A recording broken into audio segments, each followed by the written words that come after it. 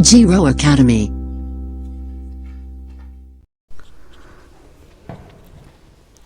नमस्कार, स्वागत है आप सभी का। तो आज की वीडियो में मैं जानकारी देने वाला हूं संस्था स्तर पर आईटीआई में जो भर्ती प्रक्रिया होने वाली है उसके बारे में मैं यहां पे बात करूंगा। ठीक, तो जैसे कि आप सभी को ज्ञात है, रजिस्ट्रेशन का जो प्रोसेस है आईटीआई संस्थानों में प्रवेश के लिए वो बंद हो चुका है और अब जो जिनका चयन होगा उसका मेरिट लिस्ट जारी होगा और उन्हें प्रवेश दिया जाएगा। ठीक, तो उसके जो क्या क्या प्रक्रियाएँ होने वाली हैं, ठीक है, संस्था स्तर पर क्या क्या प्रक्रियाएँ होने वाली हैं उसके बारे में मैं इस वीडियो में आप सभी को जानकारी दूँगा। ठीक, तो स्वागत करता हूं मैं आप सभी का प्रवेश उत्सव 2021 में। आइए जानते हैं क्या क्या प्रक्रियाएं होने वाली हैं। संस्था स्तर पर जो पहली प्रक्रिया होगी वो यह होगी कि सभी चयनित उम्मीदवारों को संचालनालय द्वारा पोर्टल मैसेज के माध्यम से सूचित किया जाएगा। उसमें आप लोगों को यह बताया जाएगा कि आप लोगों को कौन से डेट पे किस संस्था में उपस्थित होना है। साथ ही यह जानकारी दी जाएगी कि आप लोगों को कौन कौन से दस्तावेज आवश्यक तौर पर लेके आने हैं और साथ ही इस मेरिट सूची को संस्थावार हर एक आईटीआई संस्थान में जो उनके जो मुख्य गेट होंगे, जहाँ पे भी प्रशिक्षणार्थी जाएंगे वहाँ पे चस्पा किया जाएगा। ठीक, ये आपका पहला प्रोसेस है, पोर्टल मैसेज के माध्यम से चयनित प्रशिक्षणार्थियों को कन्वे करना। ठीक, अब आगे बढ़ते हैं। आगे जो मैं बताऊंगा ओवरव्यू तौर पे एक देना चाहूँगा, मुख्य प्रक्रियाएं क्या क्या होने वाली हैं। जो भी उम्मीदवार जिनका भी चयन हुआ है उनको जरूरी दस्तावेज क्या क्या लेकर के आने हैं और उनके साथ कौन कौन से मूल प्रति लेकर के आने, मतलब कि कौन कौन से ओरिजिनल डॉक्यूमेंट लेके आने हैं, उसके बारे में हम लोग इस वीडियो में जानेंगे। साथ ही यह जानेंगे कि प्रवेश के दौरान आप लोगों से कितना शुल्क दिया जाएगा। तो इसमें मैं जानकारी देना चाहूँगा, दो प्रकार के शुल्क यहाँ पे लिए जाएंगे। पहला शुल्क है आपका कॉशन मनी और दूसरा शुल्क है आपका प्रशिक्षण शुल्क। तो ये कितना होने वाला है, कितना आपको देना पड़ेगा, इसकी विस्तृत जानकारी मैं आगे की स्लाइड्स में आपको दूंगा। तो सबसे पहला आपका जो दस्तावेज है वो है आपका ऑनलाइन आवेदन की छायाप्रति। ऑनलाइन आवेदन की छायाप्रति आप लोगों को फोटोकॉपी कम से कम 2 सेट फोटोकॉपी लेकर के आना अनिवार्य है। जो आप लोगों ने वेबसाइट पे रजिस्ट्रेशन किया था, रजिस्ट्रेशन करने के बाद जो आपका फॉर्म प्रिंट होकर आया था तो उसको आपको प्रिंट करा के लेकर के आना है। ठीक है, 2 सेट कम से कम फोटोकॉपी लेकर के आना है। ये आपका अनिवार्य डॉक्यूमेंट है, ये आपका पहला डॉक्यूमेंट है ऑनलाइन आवेदन का, आपको फोटोकॉपी लेकर के आना है। अगला जो डॉक्यूमेंट है वो है आपका 10वीं और 12वीं अंक सूची का 2 सेट आपको फोटोकॉपी लेना है। 2 सेट फोटोकॉपी लेकर के आना है और साथ ही इसका ओरिजिनल जो अंक सूची है, जो मार्कशीट है, उसको आप लोगों को संस्था में लेकर के आना है ताकि आपका वेरिफिकेशन का प्रोसेस जो है वो किया जा सके। ठीक, तो वेरिफिकेशन के लिए आपको ओरिजिनल डॉक्यूमेंट लेके आना पड़ेंगे और कम से कम 2 सेट फोटोकॉपी 10वीं और 12वीं अंक सूची का लेकर के आना पड़ेगा। आगे बढ़ते हैं। अगला जो दस्तावेज है आपका डोमिसाइल सर्टिफिकेट, मतलब कि मूल निवास प्रमाण पत्र आप लोगों को लेकर के आना है। कम से कम 2 सेट प्रमाण पत्र, 2 सेट फोटोकॉपी होने चाहिए आपके पास। साथ ही इसका मूल प्रति आपको यानी कि ओरिजिनल डॉक्यूमेंट आपको लेकर के आना है। साथ ही यह आप लोग सुनिश्चित करना होगा कि आपका जो ओरिजिनल जो मूल निवास प्रमाण पत्र है वह तहसीलदार, ठीक है, सक्षम अधिकारी तहसीलदार द्वारा जारी किया हुआ होना चाहिए। ठीक है, तहसीलदार, ध्यान रखना है सभी, तहसीलदार द्वारा जारी किया हुआ होना चाहिए। चलिए आगे बढ़ते हैं, जानते हैं अब अगला डॉक्यूमेंट क्या है। अगला है आपका स्थायी जाति प्रमाण पत्र। तो इसकी भी आपके पास कम से कम 2 सेट फोटोकॉपी होना चाहिए। इसका भी आपको ओरिजिनल डॉक्यूमेंट लेकर के आना है और साथ ही आपको ये सुनिश्चित करना है कि सक्षम अधिकारी जो है स्थायी जाति प्रमाण पत्र जारी करने वाला वह आपका एसडीएम होना चाहिए। ठीक है, एसडीएम यहाँ पे मस्ट है, क्लियर। और साथ ही आपको यह सुनिश्चित करना होगा कि आपके पास जो जाति प्रमाण पत्र है वह स्थायी है। अस्थायी जाति प्रमाण पत्र होने पर उन्हें प्रवेश नहीं दिया जाएगा। ठीक है, तो स्थायी जाति प्रमाण पत्र का 2 सेट फोटोकॉपी लेके आना है और साथ ही उसका ओरिजिनल डॉक्यूमेंट एसडीएम द्वारा जारी किया हुआ आपको लेकर के आना है।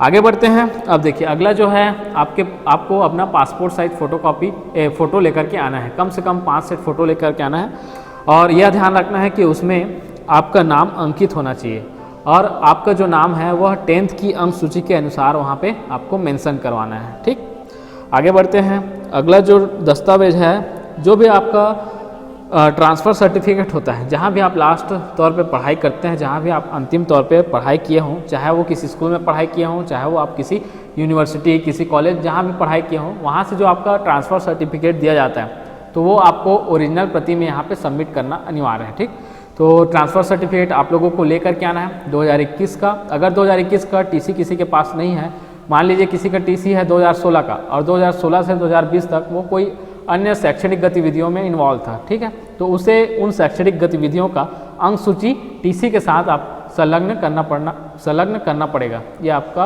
अनिवार्य है, ठीक। तो आपका स्थानांतरण प्रमाण पत्र मस्ट है।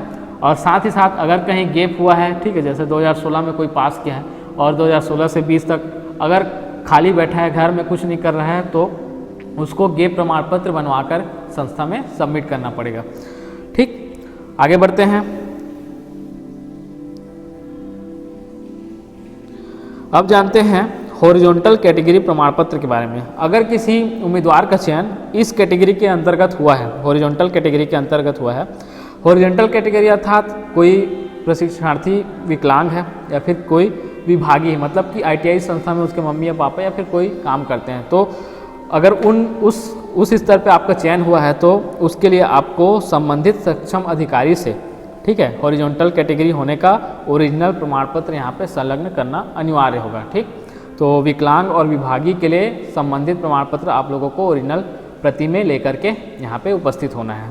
इसके अतिरिक्त कुछ और स्पेशल कैटेगरी होते हैं, जैसे कि भूतपूर्व सैनिक हो गया, ठीक। इसका भी आपको प्रमाण पत्र जो भी सक्षम अधिकारी जारी करता है उसके हिसाब से आपको सबमिट करना पड़ेगा। इसके लिए आप विस्तृत तौर पे जो विवरणिका जारी हुआ है ITI का, उसमें आप देख सकते हैं भूतपूर्व सैनिक का क्या आपका प्रारूप है, ठीक है, किस प्रारूप में बनवाना है, ठीक। निःशक्त बाधित का किस प्रारूप में बनवाना है, वो आपका विस्तृत तौर पे वहाँ पे आपको दिया हुआ है, ठीक। तो उसका आप एक बार अध्ययन कर ले अच्छे से और उसके बाद प्रमाण पत्र लेकर के यहाँ पे उपस्थित हों।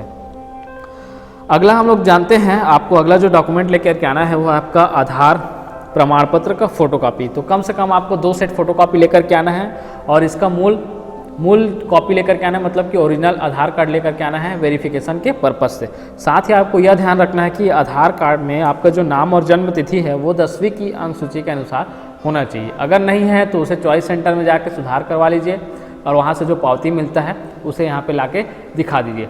अगर तब भी नहीं हो पाता है तो इसके लिए संस्था कुछ न कुछ समय देती है, ठीक है। अगर नहीं हो पा रहा है, तुरंत नहीं हो पा रहा है, तो यहाँ पे आप आ जाइए, जैसा आपका आधार कार्ड है, ठीक है। तो आधार कार्ड में अगर कुछ भी आपका त्रुटि है तो उसके लिए आपको सुधार कार्य के लिए कुछ समय आपको संस्था प्रोवाइड कर देगी, ठीक।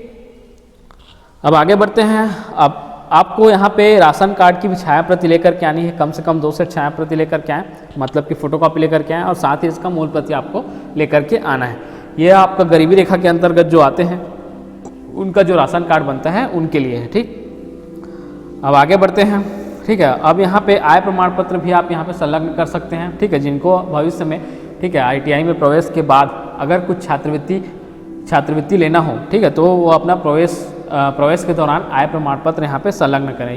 ये आपके प्रवेश के बाद की प्रक्रिया है, ठीक। तो आप यहाँ पे चाहें तो सबमिट कर सकते हैं, ठीक। तो आय प्रमाण पत्र अगर बना हुआ है तो लेकर के आएँ, ठीक है। ये इसके लिए भी आपको ये बाद में आपसे मांगा जाएगा, तुरंत नहीं मांगा जाएगा, लेकिन इससे पहले जितना मैं बताया वो आपको ज़रूरी तौर पर लेकर के आने हैं, ठीक। आगे बढ़ते हैं। अगला जो है आपको मैं जानकारी देना चाहूँगा शुल्क के बारे में, ठीक है। शुल्क यहाँ पे 2 टाइप से लिया जाएगा, एक है आपका प्रशिक्षण शुल्क और एक है आपका कासन मनी शुल्क। प्रशिक्षण शुल्क के बारे में मैं यह जानकारी दूंगा कि जो ST SC OBC और जो महिला चयनित उम्मीदवार हैं और ऐसे उम्मीदवार जो जनरल में आते हैं लेकिन उनका BPL श्रेणी के अंतर्गत आता है, तो इन सभी कैटेगरी वालों के लिए कोई भी प्रशिक्षण शुल्क की राशि नहीं दी जाएगी, ठीक है। ध्यान रखिएगा, कोई भी महिला हो, ठीक है, किसी भी कास्ट की महिला हो, उनसे कोई भी शुल्क प्रशिक्षण के तौर पर नहीं लिया जाएगा, मतलब कि प्रशिक्षण शुल्क उसका फ्री ऑफ कॉस्ट होगा, ठीक।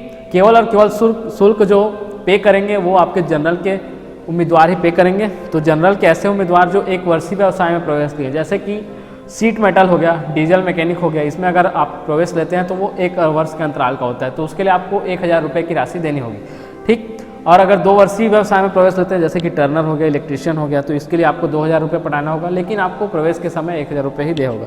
इसके साथ ही साथ आपको कौशल मनी शुल्क सभी प्रशिक्षणार्थियों से लिया जाएगा।